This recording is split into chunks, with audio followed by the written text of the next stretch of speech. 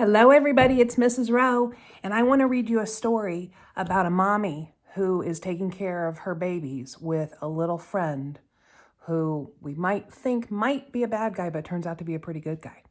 Okay, bear with me because I'm going to try and put it down so you can see the pictures, okay? All right, here we go. This is called the Wolf's Chicken Stew.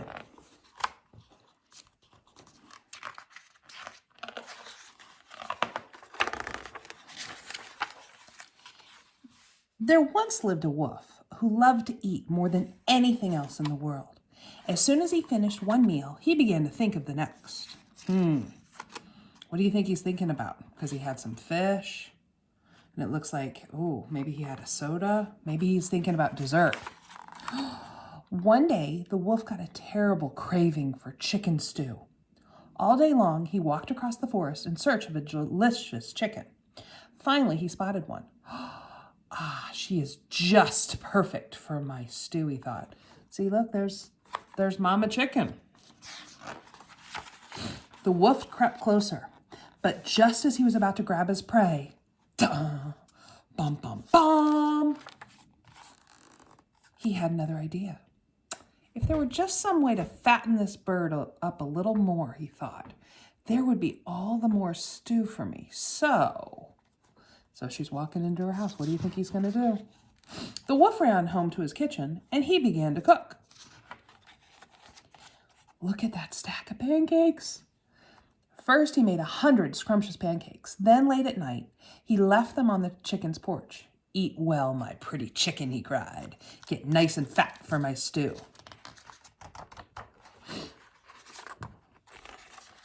The next night, he brought 100 scrumptious donuts. Eat well, my pretty chicken, he cried.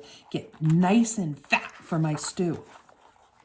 And on the next night, he brought a scrumptious cake weighing 100 pounds. Eat well, my pretty chicken, he cried. Get nice and fat for my stew.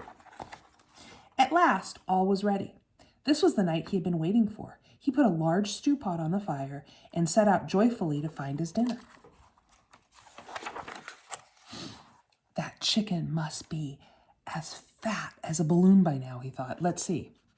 But as he peeked into the chicken's house,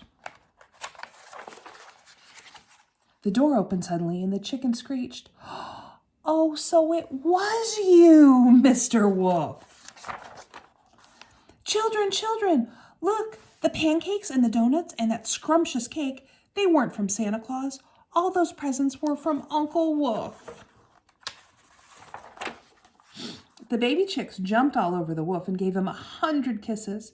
"Oh, thank you, Uncle Wolf. You're the best cook in the world." See, now, I don't think he's going to be able to eat them now, huh? Uncle Wolf didn't have chicken stew that night, but Mrs. Chicken fixed him a nice dinner anyway. Aw, shucks, he thought as he walked home. Maybe tomorrow I'll bake the little critters 100 scrumptious cookies. And he did. Isn't that a fun story? This is another one of the Rowe family favorites, the Wolf's Chicken Stew. I hope you enjoyed it as much as I enjoyed reading it. You guys, everybody stay safe, wash your hands. I miss you, and I hope to see you soon. Bye.